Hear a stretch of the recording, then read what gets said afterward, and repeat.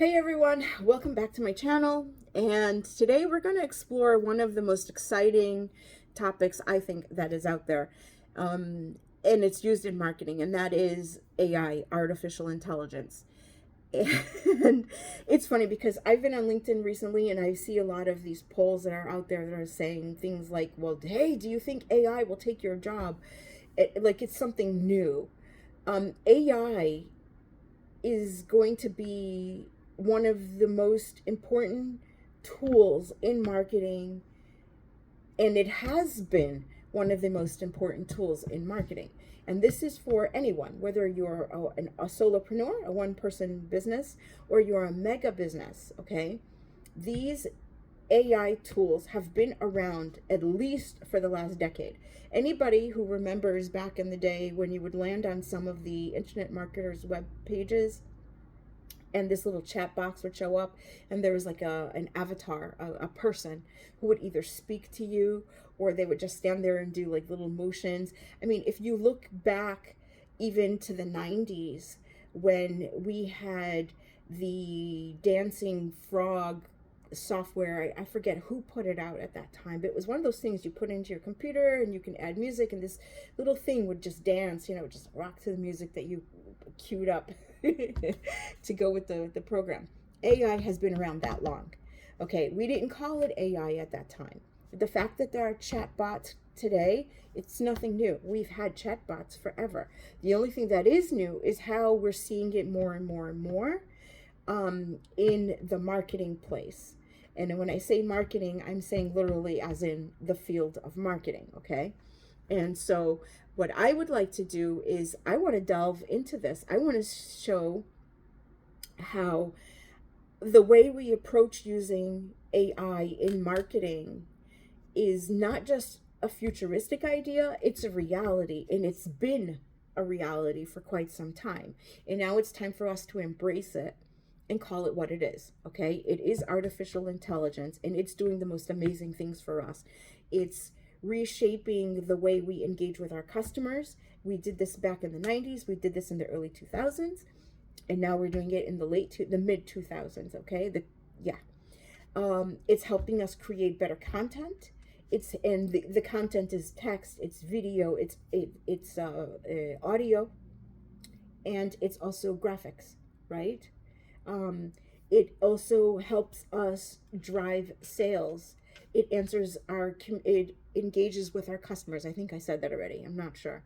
The point being is that why should we be fearing AI? Let's look at how AI is actually being actively used in marketing and how you, the business owner, can use the AI in a manner that suits you, okay?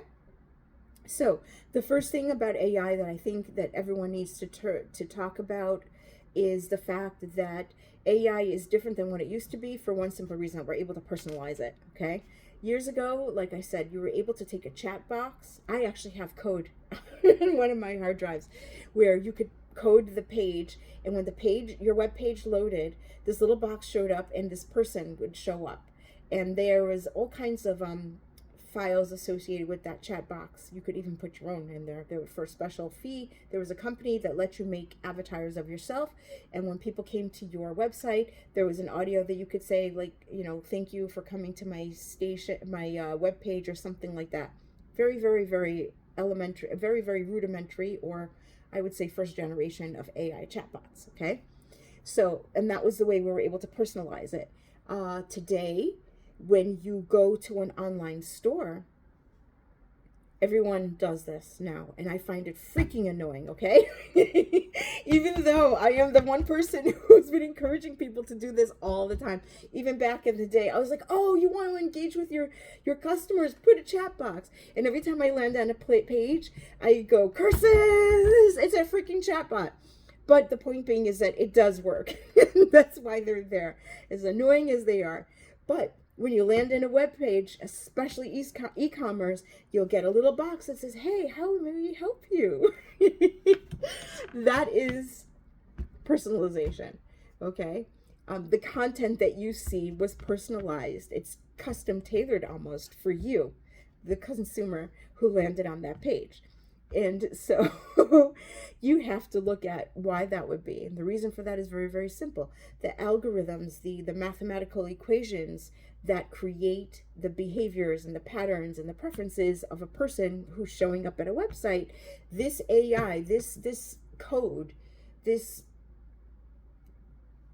intelligence, for lack of a better word, is able to grab all that information and then show you a specific page.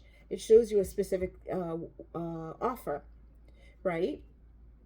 It'll show you an advertisement. It'll show you a specific product. It'll show you a specific video, all relevant to you. And where it's getting its information from, is varied. But the point being is that it's able to bring you something that you more than likely will want to engage with, and you'll be curious. And that's what they want you to do. They want you to stay there. They want you to click around their website, but they also want you to be intrigued. It's kind of when you go, it's kind of like when you go into a physical store, all the stuff that you don't need is right in the front. It's the psychology of marketing. It's the psychology of buying, all played into one.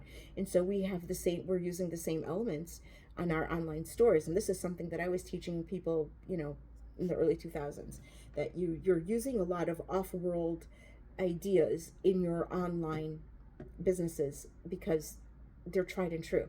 If they worked offline, they're sure as heck going to work online. The only difference is that instead of physically going into the store, I'm sitting and I'm tapping to go into a store. But at the same time, I still want to have that same experience. And to go one step further, there used to be a company that had advertisements that played audio when you would land on a page. I don't know if they're still in business anymore, but that's that old-fashioned belief where you walk into a store and you're greeted with music, right? So that was another version of AI. That was another level of personalized AI that we were using. It was based off of insights, data that it was gathering, and it was able to give us this personalized experience. Okay, enough of that. Let's move on to number 2, because we'll be here all day, and we're already 8 minutes into this video, just about. It's almost 8 minutes. It's not a full 8 minutes, but you know what I mean. And there's quite a number of things that I want to cover. So let's go into tip number 2, or part number 2, element number 2 of AI being used in marketing. And that is the AI is also being used in data analysis and in the insights that we gain from said analysis. So it's a lot of words. Essentially, we can narrow this down to a very, very simple thing. We have a lot of data. And the challenge is, how do we get through the data as quickly as possible without spending hours and hours and hours and hours of our, quote, free time? Because when you're a business owner, you don't really have free time to look at what's working, what's not working, who's coming to my business, all the data insights that need to be done. And that's where your AI comes in handy, because AI takes that information and it can make for us charts. It can make for us graphs. It can make for us reports, something that we can quickly see and say, oh, marketing avenue A, which is social media platform, LinkedIn is showing me from LinkedIn Insights, a graph, a report, a written report, some charts, and each part is explained in detail. And now I see, so on Tuesdays afternoon at 5 o'clock, or between the hours of 5 and 8, people are engaging with XYZ content. So, that means my videos are doing better at that time of the day. So now going forward, using the insight, using the analysis that some chat or some piece of software has generated for you, or this intelligence, if you will, has generated for you, now you know the best time to put your efforts, what time of the day to put your best efforts. That would be the time, if you ask me, that would be my hot stuff, my hot marketing stuff. So if I'm having a great sale, if I have the wacky, silly, funny, just way out there marketing stuff, the stuff that has my branded, like on point branded stuff, that would be that time period on Monday afternoons between 5 and 8, when I see my insights on LinkedIn are showing. That's the hot stuff for LinkedIn, is going during that prime time. The rest of the week, or when I do my other data, or rather my other content, it may not be as exciting and whatever, but you know what? I know that 3 hour window, that's the hot time. That's prime time for my information. And I'm going to put my prime time stuff out there, you know? And anybody who's doing marketing should be doing that. That's what the insights are for. You know, if people are reading on a Sunday or a Saturday morning at 3 a.m., then you want to put the silly stuff there, because more than likely they're not coming with a full mind. They're not there to soak in a lot of information. They're there to be entertained. And so you want to have the fuzzy stuff there. That's when you have your inspirational videos, or your inspirational little cards that you see on Instagram, or even on your reels, you do a little mini video or whatever it is. You want to have your bloopers from the behind scenes videos. That's the time that you would be putting that up, so that your viewers at that weird hour would be getting a hoot. And then it'll be something that sticks in their mind. And they'll probably fall off to sleep, and you'll be one of maybe the last people that they've engaged with that morning before they go off to sleep. You know what I'm saying? That's how you use that kind of information. That's how that information is used. That's why this is so important. Next, AI in content creation. The next thing, we got to talk about AI in content creation. As marketers, we all know that content creation is the most time-consuming thing ever. Ever. Everybody hates time-consuming stuff. But for a marketer, you gotta have it, though. You gotta create it. You hate it, but you gotta create it. Okay? And I know this sounds cheesy as you know what, but it has to be done. And if you're like me, you sit down and you go, oh my God, I gotta give out all this time. But you know what? When it is finished and you see the crowd interacting with it, you're going, hoorah, because you feel great, right? And that's very important. And so I'm really, really excited about this topic. So content creating means that you are sitting down and you're researching content for your blog posts. You're looking up stuff for your social media, and that is either creating videos like I'm doing here. It's taking your videos that are really, really long and cutting them down to shorts. It's looking for inspirational topics or sayings about whatever product you are marketing or whatever service you are marketing. It's retweeting. Oh, I forgot. It's not called tweets anymore, but it's re-Xing the X stuff from, X. It's resending things from LinkedIn, interesting posts. You get the picture. So, because we know we have to create this stuff, AI helps that. And the AI is making this easier because you can go to places like GPT, ChatGPT-4, ChatGPT-3. You could go to Jasper. You could go to Copy AI, who can help you come up with ideas for blog posts. You know how sometimes you're like, gosh, I've been doing this. I've got 30 days worth of topics that I have to cover. I need help. That's where you could use your AI for. I don't know. Sometimes you don't know what kind of blog picture you want to put in, right? Because people love to read and they like to see, or they like to read and they like to hear. So you would ask the chat, you would ask the AI, I got it. Hey, give me some ideas on options for this, social media options. What kind of multimedia options do I have for this? Hey, help me write a script for my video. This is where these things come in handy. I believe very strongly that one should not feel shame if they need help with things, because our brains are so filled, and our days are so filled. A lot of times you're like, I love this topic and I want to talk about it, but I think I've talked myself to death. I don't know what else to think about. This is where the AI tools come in handy.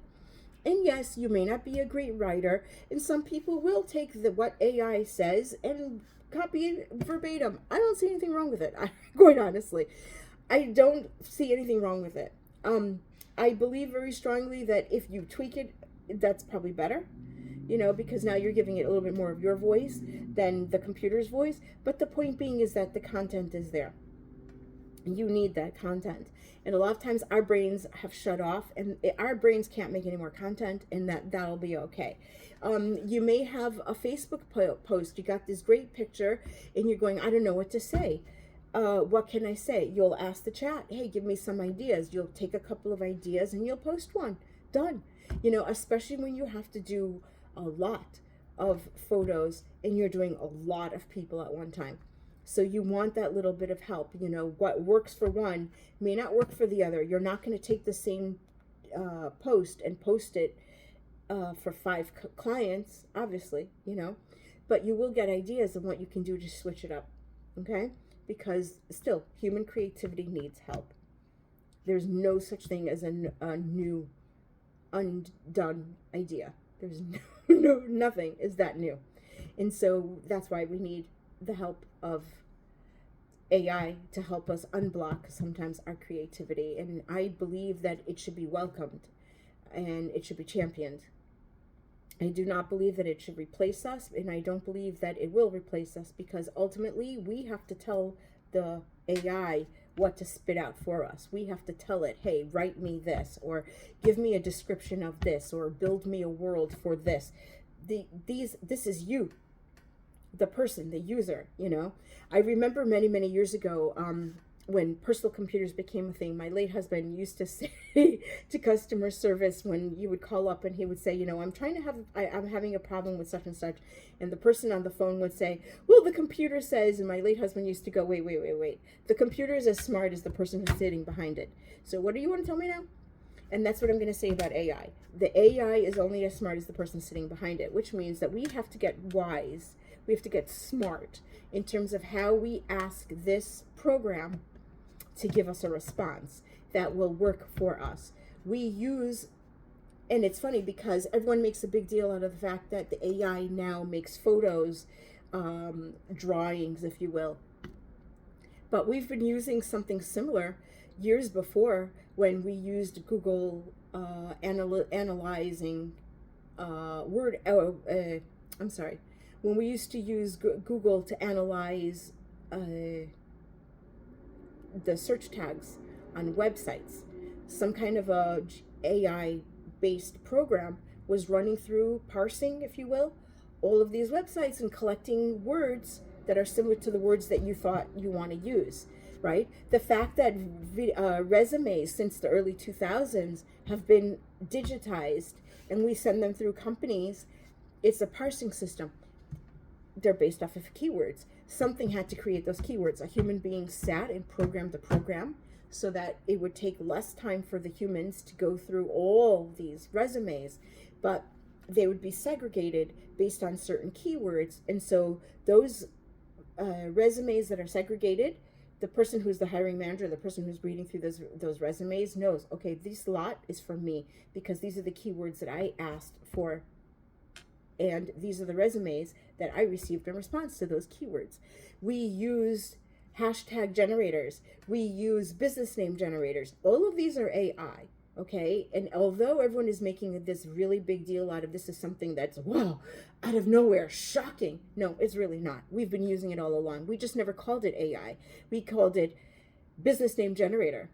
We called it fantasy character name generator. Remember those when online games were a thing? You could type in a name, you wanted a username for your avatar name generator, fake profile name generator, all those things. They've been around for decades. Those are AI, okay? So, and they were used for all kinds of things, not just for marketing. Now we're using specific ones specifically for marketing, and they're doing okay. You even have fake face generators, profile face generators. Ooh, scary stuff. I've encountered those too, which is kind of funny, but I digress. Let's go on to the next thing about AI, okay? AI is being used again in customer services and chatbots. And as a marketer, one of the things that we suggest to people when we are creating a marketing strategy is how they can engage better with their customer base. And like I said at the beginning of this video, when you land on an e-commerce website, there's a little chat box that will show up, and it will recommend an ad, an item based off of your search, or based off of how many pages you've clicked through, and so on and so forth. If you're a new customer, it registers you as a new customer. It'll give you like a, hey, here's a discount. These are all part of the AI chatbot customer service bots. Okay, when you go to certain companies, excuse me, when you go to certain companies and it says contact customer service, and then you'll see a page load and then a whole bunch of text goes across it. That's an AI chat box, right? PayPal has been doing that for years, by the way. Yeah, and the reason for that, though, is because those chat box are supposed to make customer service available 24 hours, 7 days a week. Quite honestly, I think that's an element that needs some more work, because a lot of times I don't know about you, but I feel that my issues are not always resolved with those chat boxes. And so it would be great, though, if companies would actually listen to customers' conversations like they tell you they do, and start putting some of those questions into the chat responses and options as well. I mean, I'm just saying. But, who am I? I don't program AI at the moment. So that's really the way I would see it. I think the chatbots also act as a monitoring service, and that's because they get to analyze customers' queries, and then they're supposed to produce responses to those queries. So again, it really does go back to what I just said a minute ago. It would really be great if companies did have a means of, honing in a little bit better on some of the questions and customer service issues when they are not available to answer questions, or when they want to slow down the telephone traffic as well. Because a lot of times it's during customer service hours, but to keep the phones where they're manageable, they will first send you to a chat. Then you'll either get routed to a person, or your issue will be resolved via online or by some automated chat assistant, I think they're called. The next element about chat, and this is the fifth one about chat, is we see chat, or rather AI, in advertising.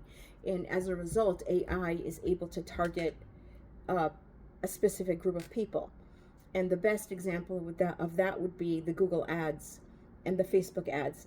They're not anything new. They're not from they're about a decade old now, give or take. And it's really funny to see how they are created so that they know a new account. They know a returning account. They know which people want to see whatever product or service that you want, that you're putting out there. And as you're setting up your account, you literally will be telling the chat, hey, I'm looking for these kind of people. They will use the ads to target people based on their browsing history. They'll use the ads based off of their interests. The ads are also used based off of their search behavior or their viewing behavior. But all of this is, programmed into the AI, at the back. And you, the person who has your services, you'll be putting on a screen. There's a little form that you'll be filling out what you want to do, and then the chat, or the AI will do the rest. And that's how that works. And so the point being is that now you have ads on Facebook, you have ads on Google. You can set a budget for how much you want to spend, and your budget basically allows your ads to show up to a very tight group of people that fit the criteria that you're asking for them to be seen for or seen by, okay? And that is an amazing thing that AI does. So again, the fifth reason why AI is really not that scary, and why AI is very important in the marketing field, in the marketing place, as I called it. The sixth reason why AI is very, very important in marketing is because going into the future, we think that we've covered it all, but trust me, there are still ways that AI can be improved. There are still ways that AI can elevate our content creation. There are going to be ways that AI can elevate our targeted advertising. there should be ways where AI can be able to still offer us fee-based and free-based activities for all budgets for marketing to be accomplished, whether by the seasoned pro, somebody who's an SEO expert, or by the solopreneur who's learning how to do it on their own. There's and everything in between.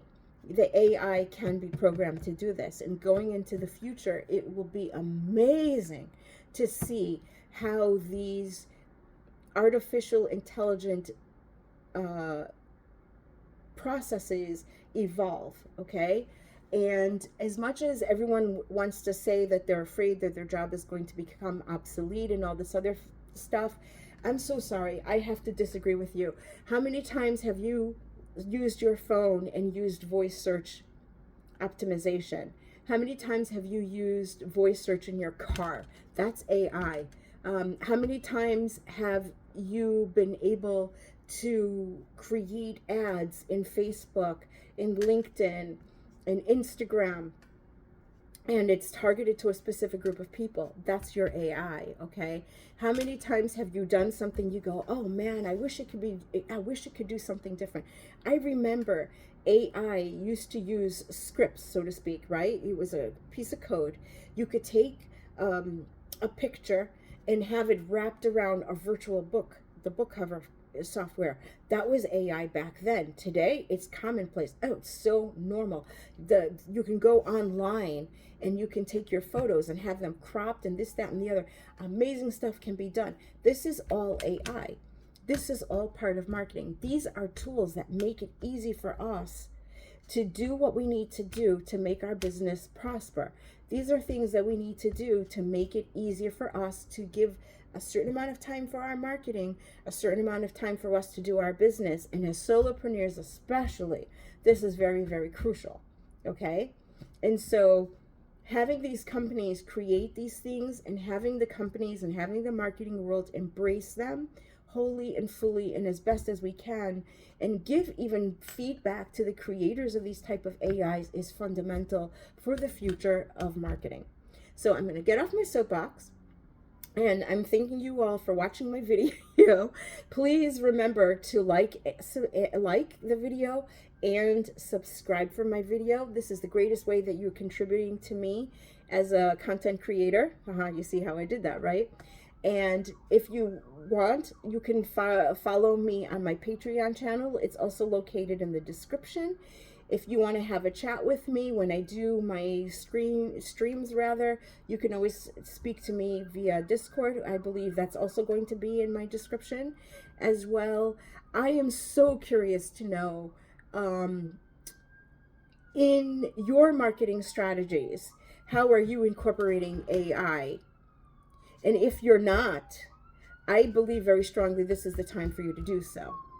I'm also curious to know what you feel that the future of AI is in terms of marketing. And please feel free to leave your comments in the comment section. And let's take this conversation a little bit further. All right. Thank you very much. And bye for now.